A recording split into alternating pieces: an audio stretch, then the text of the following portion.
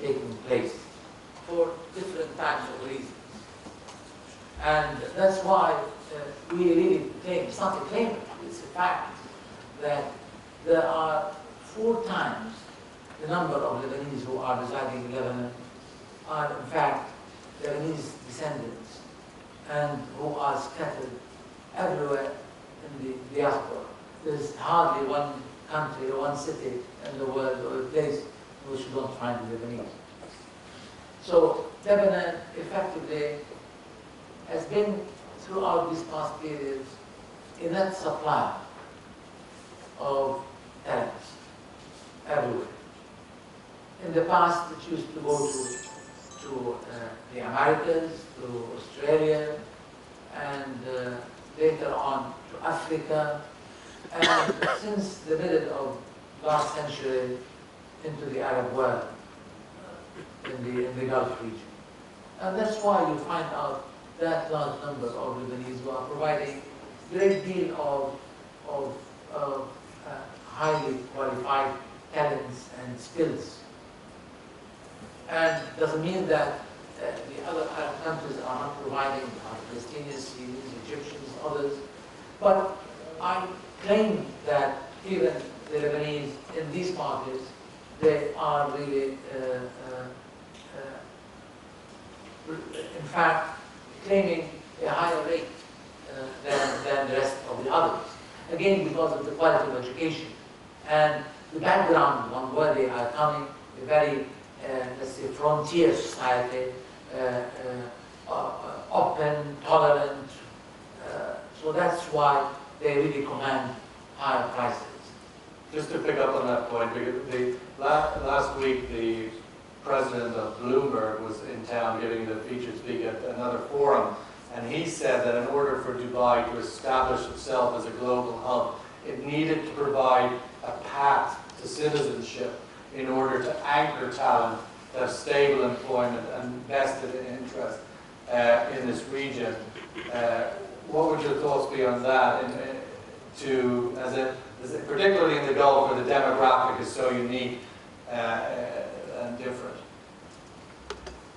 I mean, a path to citizenship would be a very long path. That's something that we just pass on political issues. Well, let's take the last question. What I really want to say is that, you see, I understand the limitations that are being imposed by this high turnover and instability. But at the same time, one has to really operate on the basis of that not everything that you work on is perfect. Of course. Last question from this forum, Q&A, please.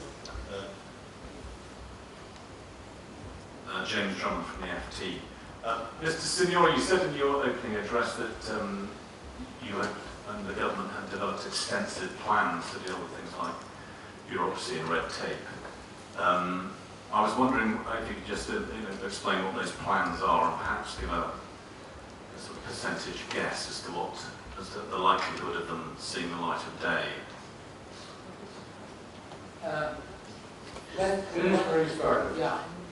We went through quite a number of matters regarding, let's say, administrative reform, reducing the red tape, and introducing measures that can accelerate the process of establishing business, as well as really facilitating the process of really conducting business in Lebanon. There are matters that were approved, matters that are not approved, and one has to understand, again, I mean, not everybody who talks about reform, as I said, he means reform and is committed to it. Nevertheless, I think that this process is something that it's a matter of time.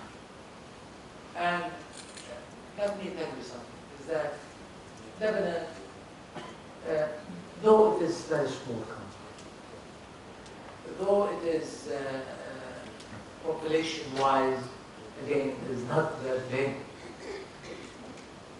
I can claim to say that Lebanon is the laboratory of the Arab world and the Middle East.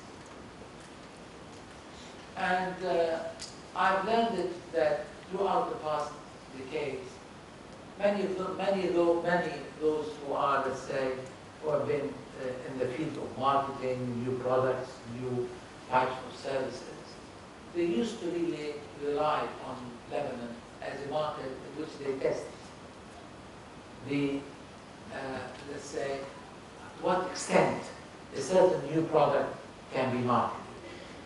This applies, let's say, or applied at one time for certain physical products. But Lebanon, in fact, because of the location, the political system, the diversity of the society, the openness, tolerance of the people, the role that its educational institutions have been playing, I believe that many of the matters that are being tackled in Lebanon, and in which they find some people who are with and some people who are against, and you find out lots of, let's say, confrontation, confrontation, verbal confrontation in Lebanon, that you see it on TVs.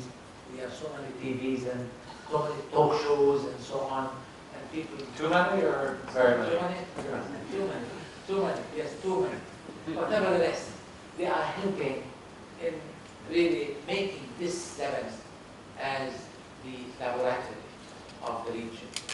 And you will have to really see that things probably it's taking more time than there was necessary. And this at a certain cost to the country. But ultimately, nobody in the world can really stop the reform process. We have to understand that the reform is a journey and not a destination. This is something that we have always to work hard to achieve it. And you cannot really produce better results without pursuing this goal.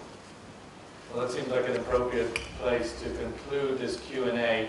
A lot of the themes and issues that have been raised in this morning's conversation will be featuring in the lunch roundtable discussions. We have one table here who's going to be discussing whether Lebanon's bubble is about to burst. Another will feature discussion I about assure you it will not. whether, well, we look forward to the outcome of that debate at table number 2, and whether Dubai will remain the regional hub in 2015 is another subject of another table, and so on. And the outcome of those debates, I think, will be quite insightful. But I'll now hand over the floor back to Diala to take us into the survey. And before I do that, to thank His Excellency Fuad Siniora for his generous time. Thank you. It's really my pleasure to be with you. Thank you, Sean. Thank you, Your Excellency, and thank you, Sean. We're going to just ask you all now, please, to fill out the survey, which you all have copies of on your table. Mr. Nigel Suter, the CEO of Insight Discovery, is going to come and just say a few words just to guide you through that. It'll just take you 5 to 10 minutes. And then we'll be having the CNBC feature interview, CNBC Arabiya feature interview with His Excellency on stage again. So, thank you. Well, good morning and thank you, Your Excellency. This is, I'm pleased to say, a very short survey. Our business, Insight Discovery, is based here in Dubai, and we set up the company as we believe this is one of the most under-researched parts of the world, and what we do is basically provide intelligence for companies on what we consider to be their most important assets, which are employees and customers. There is actually a big incentive for completing the survey, and that is when we go around collecting the questionnaires from each table, the table that has the least number of questionnaires will have my presence at lunch, and I'm going to bore everybody about the benefits of market research. So normally we get a response rate of about 90% in any study we do like this, so it'd be really appreciated if everyone could just take their time to actually go through what I think is